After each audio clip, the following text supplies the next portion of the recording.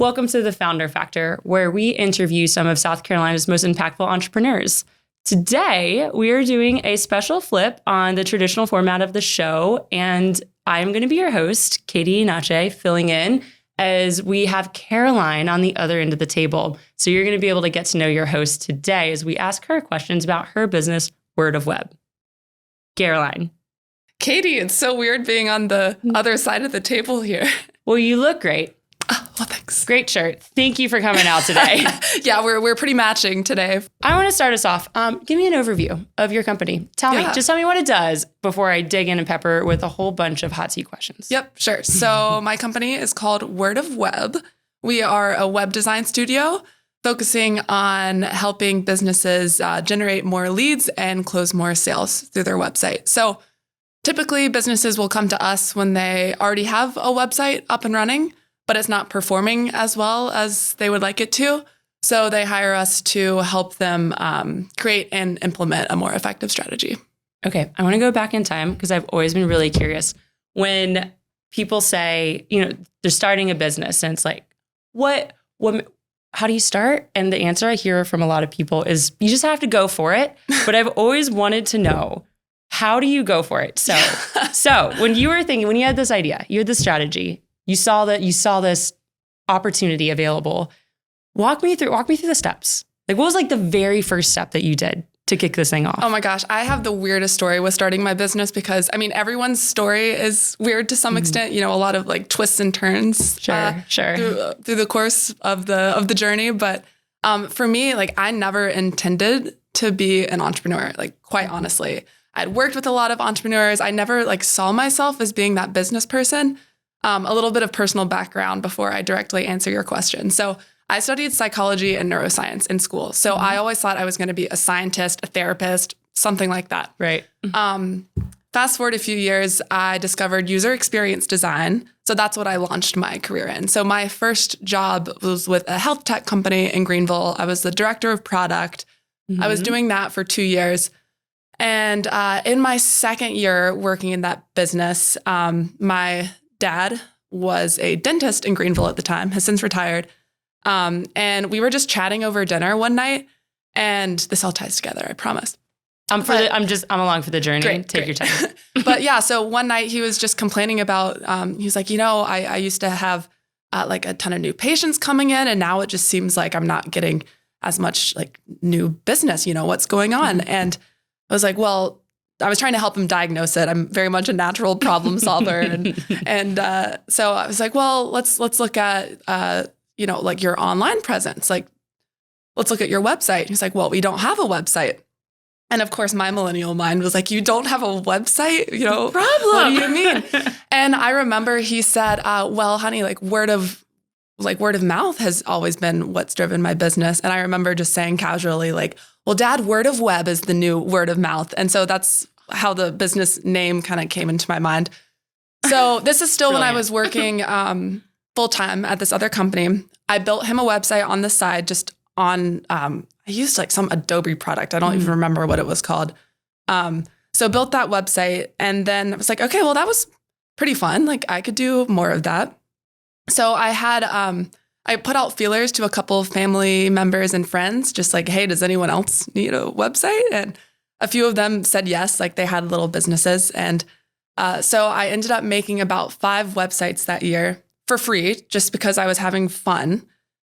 And January 2020, I had enough clients, again, quote unquote clients, free work that you've done for people. That I was like, I'm still having a great time. This seems to really be a need. Like I'm going to take the business full time. So January 2020, took it full time. To be completely honest with you, I was expecting to do this for 6 months while I found another job. My plan was to quit the job January 2020, do Word of Web for a few months while I applied to other jobs, and then move to New York City. And then, what happened in March of 2020? COVID. I was going to say, I was like, it's so hard to remember back to that date. So yeah, many I know. things. But so that was hilarious. It was like, wow, I can't believe I quit my job like 2 months before this global disaster. So you just quit. You hard quit. I hard quit January 2020. Okay. Expecting to truly only do this until like June. Okay. And then COVID hit, and I saw this need for marketing websites more than ever, and e-commerce websites too. And I saw businesses, starting to fail because they didn't have a sufficient online presence. So then I felt really motivated to, I now felt this calling to continue on word of web. So ever since then, it's grown pretty organically. But I'd say, so there wasn't really like a moment for me. It was more just a series of like a few just serendipitous steps that like little dominoes that fell and just led me to this feeling of like, well, I have to do this now. How did you roll from just having this portfolio of work that you've done for free, and then you said that you're starting it off, but is there like a middle step of you have to apply for a business license or is it that's it? You get a number and then I had no idea how to do any of this. Yeah. Like, I didn't really have any friends that had started businesses. I didn't really have any like business connections except for the people that I'd worked with in my first job. Like I really had no idea where to start. So Google was my best friend in the early days. So I ended up just making this enormous checklist of like the little nitty gritty things that I needed to do to start. I was adding to that checklist every day as I discovered something new. At first it was like, all right, got to register the LLC. All right, what's an LLC? Okay, now I know what that is, going to register it. All right, well now, since you're building websites and storing people's data, you might want to think about liability insurance. Okay, well, what's that? What does that mean? How much does that cost? Like, that's an important question. Yeah, I'd be like, how much? So every single step for me was like, all right, well, that's something new. I'll just add it to the checklist. And then I feel like it took me a solid 6 months to really feel like I had the foundation set. Like just the baseline, like business 101 things. Okay. I mean, that is pretty good. That seems very efficient, actually, for only 6 months and then feeling good and you're It was a whirlwind. Cracking. I've always been one of those kind of self-taught kind of people. Like I taught myself user experience design. I took an online course my senior year of college when I wanted to get into this. Like I really have just always enjoyed doing these crazy things and teaching myself new skill sets. So that part felt really fun to me. Did you have to reach out to companies? So as you saw these companies, you said that they were struggling, they didn't have a good online presence. Were you reaching out to them? Did your dad, or it'd be kind of funny if your dad's method of word of mouth was coming around to help with word of web? So funny enough, word of mouth has always been our primary means of getting new business, which is very ironic. But so for the first year, honestly, even more than a year, I was just cold calling. I was living in Greenville at the time. So I was truly just going door to door, like going to stores that I thought could benefit from our services. I would create a list. I remember I had like the Department of Revenue site bookmarked on my browser so I could see whenever someone registered a new business. Oh, so at first I was working with really small businesses. Now we work with mid-sized businesses. But in the early days, I was like, all right, new business just popped up on Augusta Road. I'm going to go there with my little business cards and say, do you need a website? Is that in your character? No. For me, okay, because I hear cold calling and immediately I'm like, I'm sweating now. Oh, it was thinking terrible. About it. My mom's in sales and she is really a natural at this. So she still makes fun of me for this in a loving way. I remember the first cold call I did. I drove up, got out of the car, had like almost like a panic attack. I was so nervous. And I called my mom and she gave me a little pep talk. And I walked in and that actually ended up later being a customer of ours and still is today. They were just like that dewy glisten from the sweat is just they're radiating. Right. Yeah, there was definitely some dewy glisten for sure. Okay, that's all. So what would you say now? Because it's been a couple years since that point. Yep. Looking back, how do you feel if you had to sum up and describe the trajectory about how your business has grown, which is a very big thing, obviously, to say, but you're in a different place now. So I guess as momentum has come and you've snowballed and you're working with bigger businesses, like what can you kind of, if you were to sum up how that growth has happened, is there a way to say it or is that too big of a question to answer? Well, let me see. Let me try to approach it a couple ways. One, I'll say, one theme for me has been at the beginning, I was operating as a freelancer because that's all that I knew. And I think that's kind of the simplest way to think about business at first. So I was, charging hourly. Even when I would charge per project fees, I would just say, okay, I think this is going to take me 20 hours multiplied by an arbitrary hourly rate. Like there it is. I think one of the biggest shifts that I've had to do is going from thinking about me as a freelancer or like Word of Web as a freelancer to Word of Web as a business that exists outside of just me. Actually looking back, like that's one of the things that I wish I had thought about earlier. Like, do I want to run this as a freelancer or a business? Because I think that the paths look really different. And I kind of had to reinvent the wheel a bit when like a year in, I was like, all right, I want to create a business. I want to scale this. I want to have a team. I don't want it to just be me working with people. Okay. So that's kind of one trend line over the years, like going from thinking of it as a freelancer to almost like I'm trying to sell a product. I'm trying to treat the services business as a product business in some way. So we've been really working on like standardizing our processes and systems and making sure we have everything documented so that the ideas don't just exist inside my head. So that's one answer.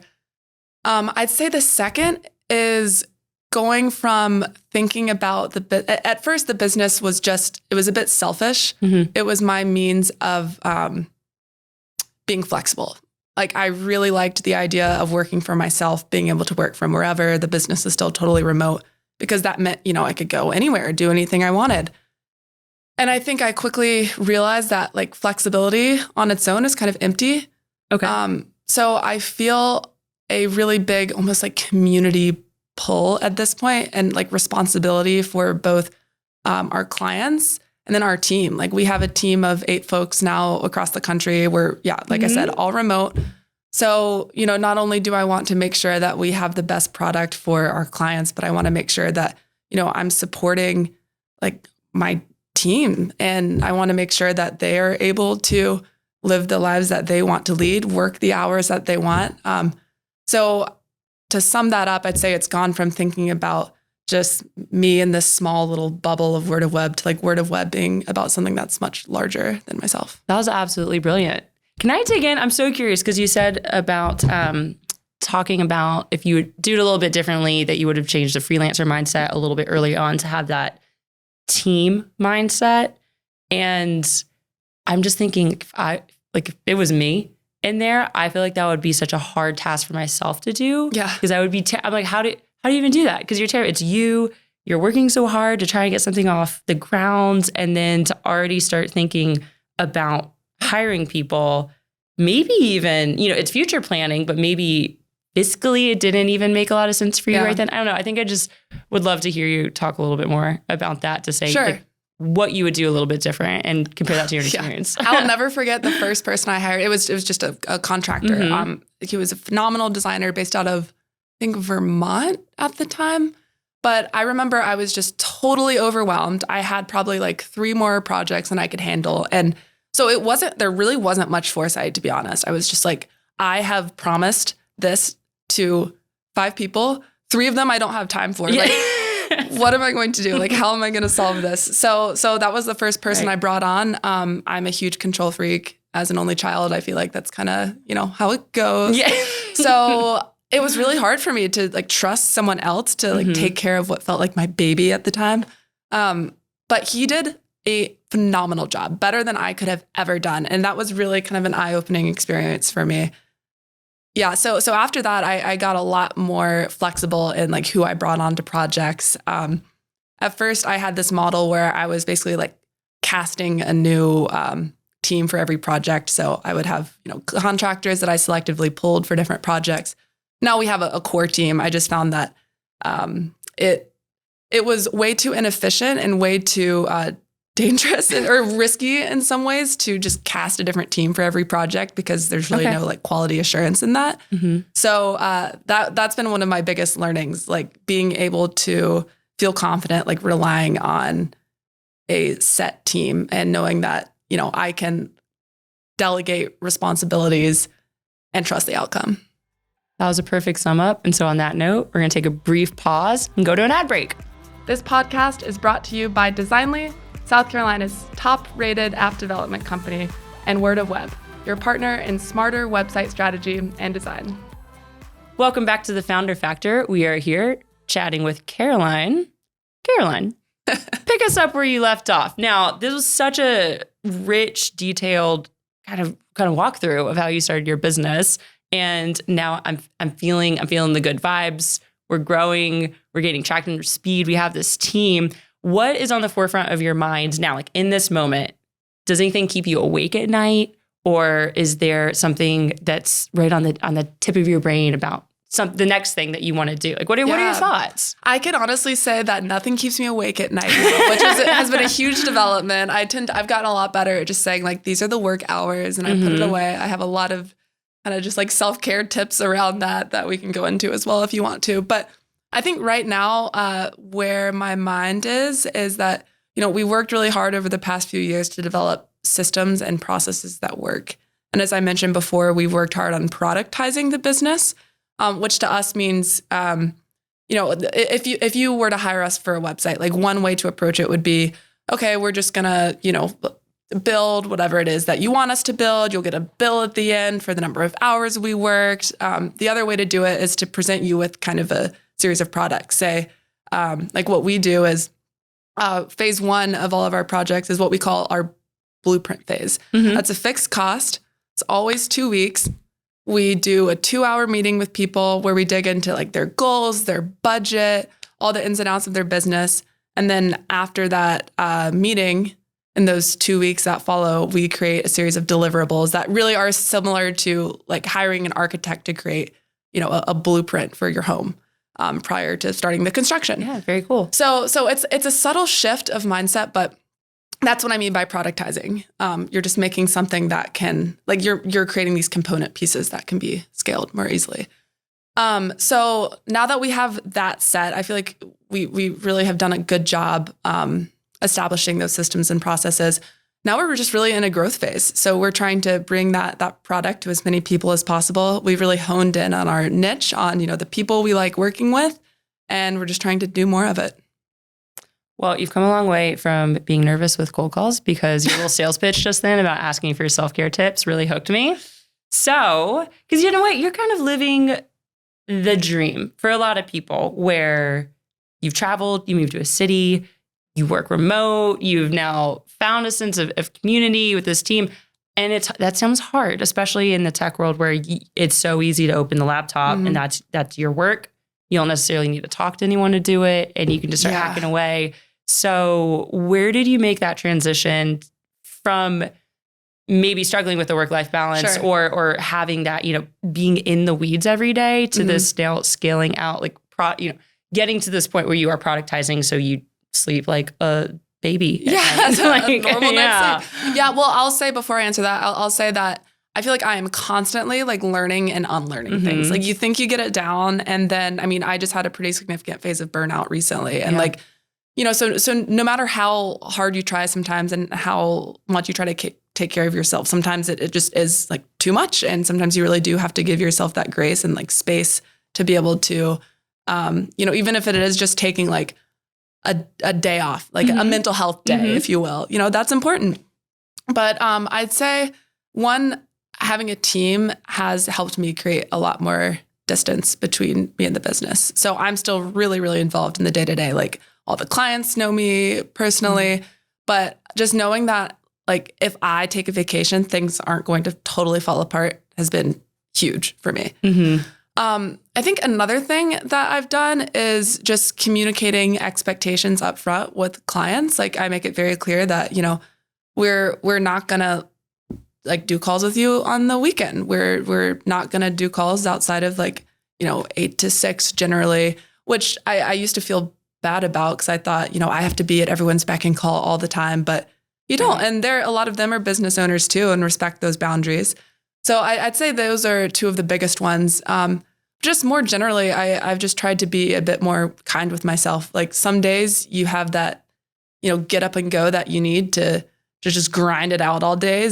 And then other days you're not feeling it. So those days I tend to just work on the admin tasks. And I have this whole like to-do list system because I'm super type A. And I actually have it broken down by like easy tasks and hard tasks. I've heard that's like if you're not motivated, people also say do some easy tasks. And I start every day with easy tasks. There are people that do the other way, and I'm just not a morning person, so I tend to like warm up to the day. So I start with easy tasks. And then I feel better, and then I feel like I've worked my way up to the harder tasks. But there's some days when I could knock off like 3 of those hard to-do list items. There are other days when I can't do any, and I just do all of my easy little admin tasks. So I think you just kind of have to like go with the flow and know when you need to push yourself and when you don't.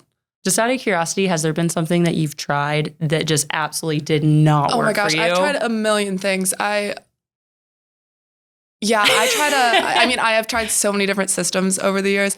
I tried at one point doing like calendar blocking, like scheduling out basically every chunk of time in my day. Okay. That just totally didn't work for me. Like I would have, 8 a.m. to 9 a.m. emails, 9 a.m. to 11 a.m. sales, 11 a.m. to 1 p.m. accounting. And like, one, that got really boring really quickly. And 2, like some days you get a lot more emails and like 1 or 2 hours is like some of my days are all just responding to emails. I feel like it would create calendar anxiety for me. Yeah, I look at me like, oh no, I'm emailing during my thinking time or whatever it is. And so, for me, it's been important to create some sort of structure though. Like I think I have struggled with just being able to kind of do, like this sounds great and it does sound like the dream, being able to like do anything you want during your day, but it can be really anxiety inducing too. If you look at your day, your week, and are like, oh my gosh, like I'm in total control of this. That's kind of daunting. Sometimes I feel the same just in life. I look around, I'm like, who's the adult in the room that should be telling me what to do? And then I'm like, oh no, it's me. Yeah. I'm the adult. Yeah. I'm like, I don't have to go to work. I mean, I do and I want to, but I'm not, it's just like, I am my boss, and that's confusing sometimes. So I've tried to create some arbitrary structure. So that has taken the form of what I said about like starting with easy tasks, working into hard tasks. But also, I have just another little list of like, if I have a week where I'm spending like a third of my time on sales, a third of my time on business development, whatever, like the list goes on, then that is a successful week. So I think a lot about like how I spend my time according to my priorities. Do you have a definition of success? Well, you kind of just said one, but I don't know if there's something like secretly in your mind that you're like, this is for me. I know I made it. That'll have to be for another episode. I think I'm still working that out. I think it's changed a lot over the past couple of years. Like I said, flexibility used to be like the idea of success for me. And now it feels like it's a lot more about other people, giving back in some way, whether that's like, I do view, even though, you could just say we're making websites for people. What I feel we're doing is like empowering businesses to make a difference in their local community, the world, whatever the scale is. And then same thing with my team. Like I feel really passionate about, making sure that they are enjoying the work that they're doing, that they're getting paid what they should be. That's a big value of mine. And so I don't know how to say that in like a pretty phrase at this point, but it definitely does feel a bit more like other people oriented than it used to.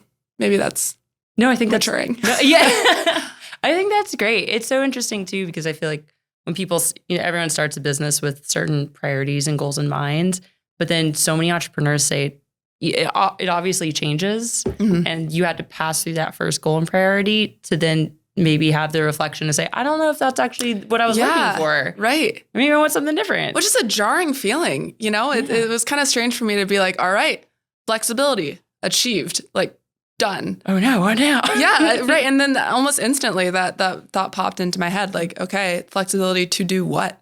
And I think that's where that other people pieces come in, like flexibility to build communities, to contribute in some way, to give back. If I were to start a business tomorrow, and I was like, Caroline, what's a gal to do? And you could give me one piece of advice, what would you tell me? Let me think about that. That was a toughie. I think this isn't advice I would give everyone, but I think for like, you're less type A than I am, but like you're still very on it. And anyway, so maybe everything about that is correct. Okay, so maybe this will resonate with you, maybe not as much, but I would say like just do something. Like for me, I got so caught up in just like, is this the right way? Is this the right timing? And like, there's never a right way. There's never right timing. I feel like I was waiting for this, like the skies to open up and angels to sing down at me, like start Word of Web. Now's the time. And that just never happened. So, of course you want to plan and you want to have some foresight, but I think just like sometimes you just got to get the wheels in motion on something, and the really good ideas will come down the line. Just take that first step towards it. Right. Even if that's just like registering your, creating an LLC or making a proposal deck. I mean, whatever it is, it just feels really good to start getting that snowball in motion. Thank you. Well, thank you for that. I'm going to take that home with me. I can't wait to see the business that you start. I have many ideas. A lot of them are very impractical. I'm very good about coming up with names for things that will never get developed. What's your best one? Okay, so in the candy industry, there's a lot of caramel, chocolate, peanuts, and nougat. That's quad that you find in a lot of candies, right? So like Snickers has a lot. Payday's like a caramel peanut, which is the one that's like a nougat caramel. It's like a Milky Way or something. Yes. So, but no one has done nougat and peanut exclusively. Oh my God. So come up with a nougat peanut candy bar called Nug Nuts. Yeah. And I'm like, it's the gap in the market that no one's thought of. So these are part of the things that I lay awake at night thinking about. Like Nug Nuts, sponsored by Word of Web. Nug Nuts. Get him here. That's hilarious. Okay, I'm going to ask you one silly question and then on a good one. What if you could just make a website for any company, any business, any organization? Ooh, which one? Easy. Which one do you want? Mental health. Anything mental health related. Really? That's a huge passion of mine. I'd say, and we've done some work in that space, which has been really cool. Like we built a website for.